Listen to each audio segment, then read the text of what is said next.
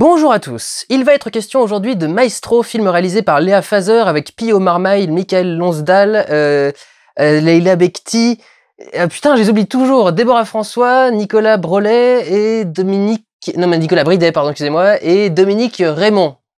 Je suis myope, c'est pour ça que j'ai mal vu. L'histoire d'un jeune acteur qui rêve de cinéma de divertissement et qui souhaite du coup avoir une carrière dans ce style de cinéma, mais qui a beaucoup de mal à décrocher des rôles et qui finit enfin par avoir un rôle. Je voulais pas faire de répétition mais je suis obligé de le dire, donc par avoir un rôle dans le nouveau film de Cédric Rover. Cédric Rover qui n'est autre qu'une transposition dans le film imagé et fantasque de Éric Rohmer, s'il était encore vivant aujourd'hui, parce que le film est contemporain, c'est pas du tout un film qui se passe il y a longtemps. Donc qui va se retrouver dans un film de Rohmer, qui est un cinéaste de la nouvelle vague, donc avec qui forcément j'ai énormément de mal. Mais ce film est extraordinaire parce que il faut vraiment que vous allez le voir, parce que si vous vous intéressez au cinéma et si vous regardez mes vidéos, a priori vous vous intéressez au cinéma, ça c'est des films qui vous montrent comment ça se passe. C'est tellement proche de la réalité, ce genre, surtout avec ce genre de film à petit budget ou avec quasiment pas de budget.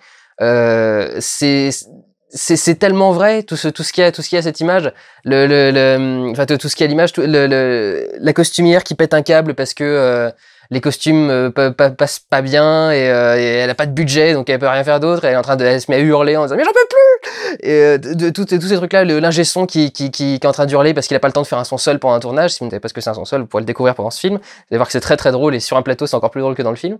Vraiment, si vous voulez voir comment fonctionne le cinéma, c'est l'équivalent de la nuit américaine, mais transposé aujourd'hui. Et c'est intéressant parce que la nuit américaine était fait par Truffaut, un cinéaste de nouvelle vague.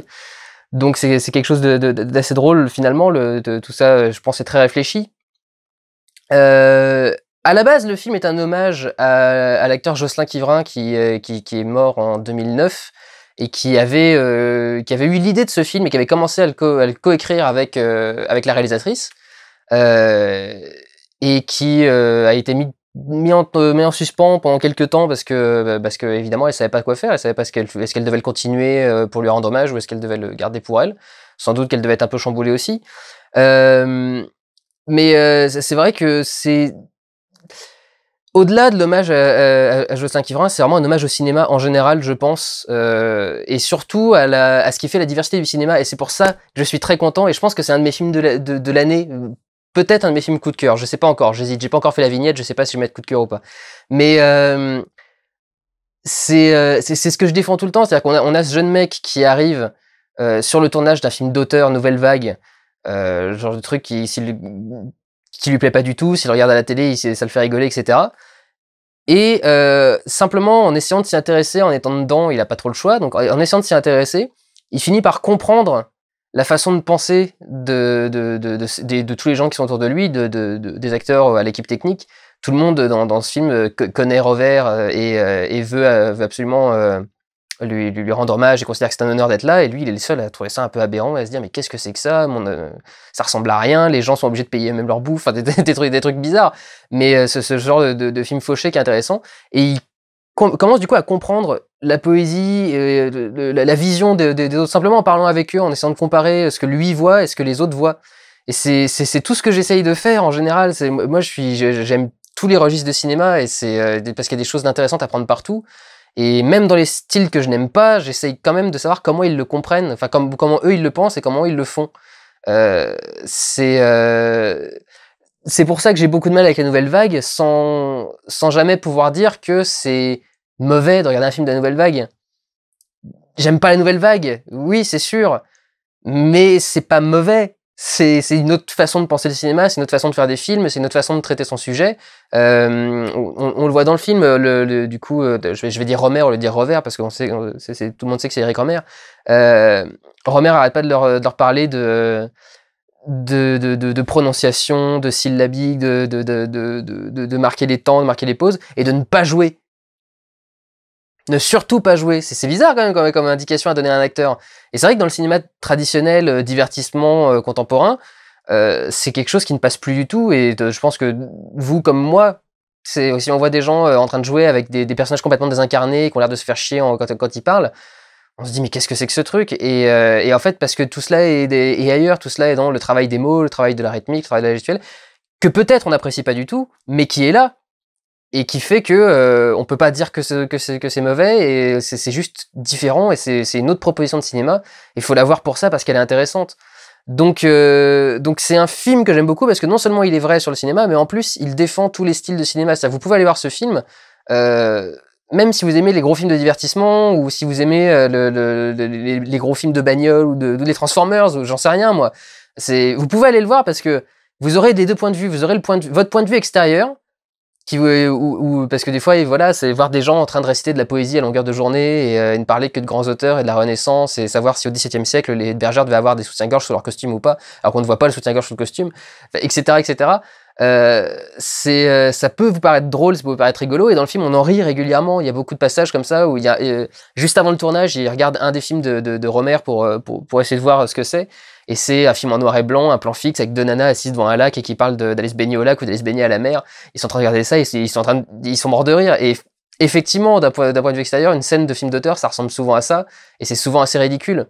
Et petit à petit, en se mettant dans l'ambiance, en se mettant dans le bain, en essayant de comprendre le personnage, en essayant de comprendre comment est-ce que Rohmer veut que ce soit rendu, il finit par comprendre toute cette vision et par voir ce qu'il y a de si intéressant pour les autres. Et c'est ça qui est marrant, c'est d'essayer de chercher, de voir ce qui est intéressant pour les autres. Quand je fais des critiques, je vous dis que j'aime ou que j'aime pas un film, c'est mon avis personnel. Après, je vous dis à qui ça pourrait plaire ou pas. J'essaye de me projeter, d'essayer de savoir à qui ça peut plaire. Et c'est ce que le personnage du coup de Pio Marmaille essaie de faire. Je me suis beaucoup identifié au personnage de Pio Marmaille pendant tout le film. Ce personnage d'Henri, le personnage principal, je l'ai trouvé. Enfin, je me suis beaucoup retrouvé dans le personnage. Donc j'ai beaucoup retrouvé de moi dans le film. C'est-à-dire qu'effectivement, je suis arrivé à Paris. Pour moi, le cinéma d'auteur et la nouvelle vague, c'était chiant comme la mort. J'en ai regardé quelques-uns. Il y en avait qui étaient chiants comme la mort. Il y en avait qui étaient magnifiques. Donc encore une fois, il y a du bon et du mauvais partout. Et la question, c'est d'être charmé ou de ne pas être charmé. Comme je le dis toujours, on peut foncièrement être charmé par de la merde et trouver un chef-d'œuvre repoussant. Ça existe. Les goûts et les couleurs, ça ne se discute pas. C'est comme ça. On apprécie, on n'apprécie pas. Mais comprendre, essayer de faire un geste vers l'autre, essayer d'aller voir. Enfin bref, je suis en train de parler de plein de choses qui n'ont rien à voir avec le film, qui est vraiment très très bien foutu, qui est très très bien tourné, tout en lumière naturelle pour montrer encore qu'ils n'avaient pas de moyens. Vous allez voir tout ce qui est équipement, matériel, tout ce qui sert pendant un tournage, parce que du coup on le voit pendant tout le film, on voit clairement l'équipe qui est là. Vous allez voir à quel point des fois on peut se contorsionner pour donner l'impression qu'il n'y a que deux personnes dans un grand champ, alors qu'en fait il y en a 117 qui sont en train de tenir un micro autour. Des choses comme ça très intéressantes, et puis c'est une façon de faire le cinéma aussi qui est très spéciale, la façon de faire, en tout cas qu'on voit dans le film, qui doit sans doute être inspirée de celle de Rohmer à la base, que je n'ai pas étudiée, en tout cas c'est pas sa façon de bosser, qui est très particulière, où il peut changer de décision comme ça d'un seul coup, ce qui arrive quand même sur un plateau, cela dit, ils ont un problème à un moment avec un acteur qui vient pas, et ce genre de choses qui arrivent. Je sais, si vous voulez une anecdote, il y a un des groupes dans notre école qui, à l'ESSEC que je viens de terminer, qui avait fait un film de fin d'année. L'acteur principal est venu le premier jour et a décidé de ne pas venir le deuxième.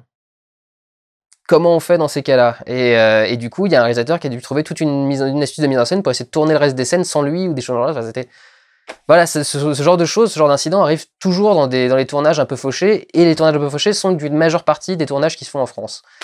Donc un beau film sur le cinéma, et un bel hommage à Jocelyn Quivrin au passage quand même, qui était un très très bon acteur et que moi je regarde beaucoup, j'avais beaucoup aimé dans 99 francs et qui était très drôle dans Incognito aussi, qui était moins drôle mais qui était pas mal quand même. Mais bon voilà, vraiment, il faut aller voir ce film si vous aimez le cinéma. Je vois pas vraiment comment vous pourriez être déçu par le film si vous aimez un tant soit peu le cinéma. Prenez soin de vous, allez voir des films, ciao!